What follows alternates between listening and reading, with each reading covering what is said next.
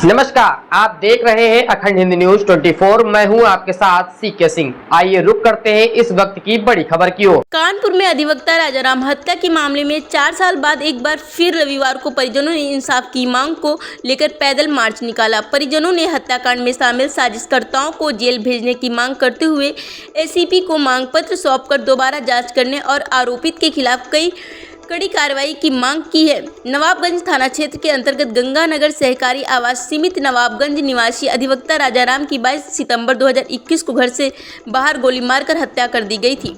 मामले में मृतक अधिवक्ता के बेटे अधिवक्ता नरेंद्र देव ने हत्याकांड की जांच पर सवाल उठाते हुए एक बार फिर से केस को रीओपन करने की मांग की है। उनका कहना है कि हत्याकांड में पुलिस ने शूटरों को तो जेल भेज दिया था, लेकिन इस साजिश के पीछे शामिल लोग आज भी खुलेआम घूम रहे हैं। उन्होंने 6 सूत्रीय मांगों को रखते हुए मामले में दोबारा जांच करने और साजिशकर्ताओं को जेल भेजने की मांग की है। मामले में उन्होंने पुलिस आयुक्त रघुवीर लाल से दोबारा जांच के लिए आग्रह किया। एसीपी कर्नलगंज अमित चौरसिया ने कहा कि पीड़ित पक्ष की ओर से मांग पत्र स्वीकार कर लिया गया है, जल्द ही मामले में कार्रवाई की जाएगी। वजह हमारी थी कि हमारे पिता की हत्या हमारे घर के दरवाजे पर भूमाफिया और षड्यंत्रकारी सफ़ेदपोश लोगों ने करवा दी थी।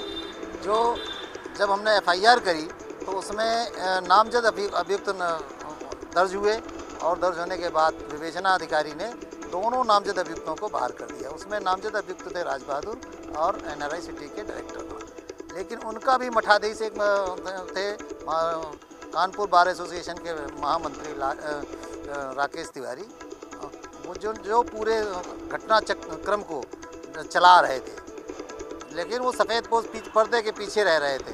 उनके बाद जब अभी नए अपने सीपी महोदय आए तो हमने उनको अग्रिम विवेचना के लिए अपना अनुरोध पत्र दिया और अनुरोध पत्र पर उन्होंने अग्रिम विवेचना चालू करी।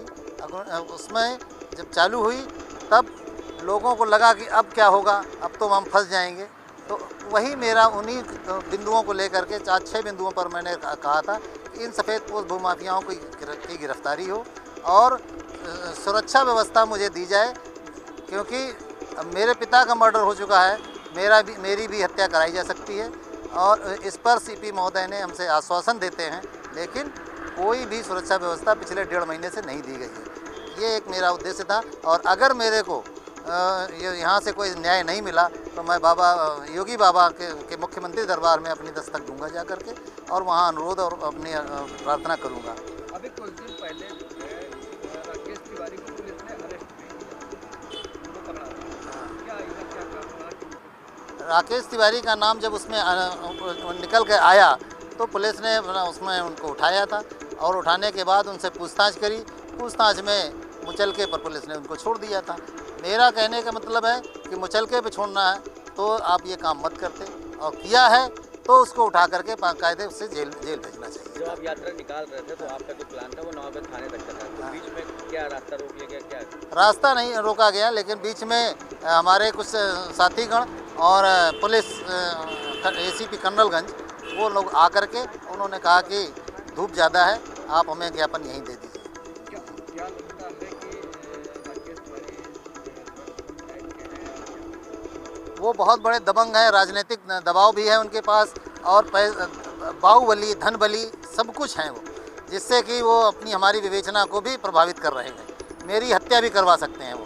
मेरा नाम विकास राजपूत है। इस प्रकरण में आप क्या कहना चाहेंगे? आपको क्या कहना है? हम यही कहना चाहते हैं कि जो दोषी हैं उनको जल्दी से जल्दी गिरफ्तार किया जाए, क्योंकि हम लोग बहुत डरे हुए हैं, क्योंकि हमारे परिवार को जान का खतरा है सबको। पुलिस सुरक्षा नहीं दे रही, आपने मांग करी है, तो क्या मतलब लगता है? अब वही है कि अब बाबा जी के यहाँ जाएंगे लखनऊ, और क्या ये बाबा योगी के यहाँ। इससे पहले भी आपने कई बार प्रेस वार्ताएं करी हैं और मांग करी है, उसके बाद भी न्याय नहीं मिल पा रहा है, इसीलिए तो हम लोगों को ये सब करना पड़ रहा है। नरेंद्र देव हैं, ये मुख्यतः नवाबगंज के रहने वाले हैं। इनके द्वारा एक पूर्व मुकदमे के संबंध में एक ज्ञापन दिया गया है, जिसमें कुल 6 मांगें रखी गई हैं। इन सभी मांगों के उचित बता दिया जाएगा, जो विधिक कार्रवाई की जाएगी।